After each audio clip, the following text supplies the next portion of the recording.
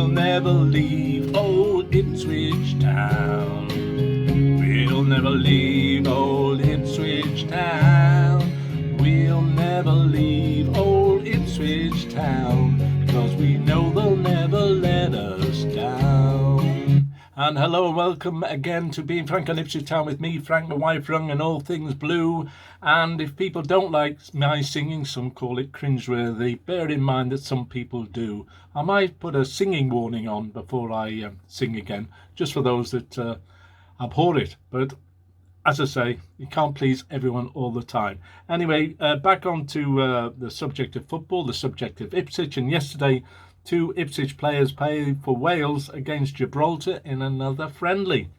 And there was good news and bad news. Wes Burns came off after 15 minutes with a shoulder injury, dislocated shoulder. Apparently is now back at Ipswich rehabilitating. And the good news was Nathan Broadhead not only assisted the first goal from a corner, but he also scored the third goal for Wales in a 4-0 victory against friendly rivals Gibraltar. And these players picking up injuries in friendlies is very frustrating, because I recall that Wes Burns picked up an injury in another friendly for Wales just very recently against South Korea as well. So what is the point of it? It's just so annoying. And talking of annoying things, we're going to go back now to 1975, because tonight Brian Hamilton is on Life's a Pitch, and he scored 2 perfectly good goals that were disallowed by another Welsh demon, Clive Thomas, in 1975, that deprived Ipswich of a chance of making Wembley for the first time, and they would have done if it hadn't been for that referee, in my opinion. In the end, Taylor scored 2 goals for West Ham,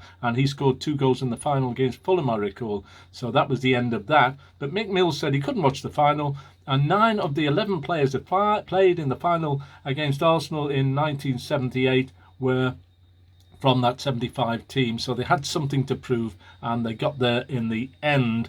And Elkin Baggett played for Indonesia this afternoon, and they won a 6-0 against Brunei, and that is a World Cup qualifying game. So the guy from Bangkok who can't get into the team but represents Indonesia is still doing very well. He does play in Carabao Cup games, and he'll probably play against Fulham, I suspect, later this month. Okay, we'll wrap it up here for now. Thanks for tuning in, thanks for subscribing, and thanks for liking, and it's up and down!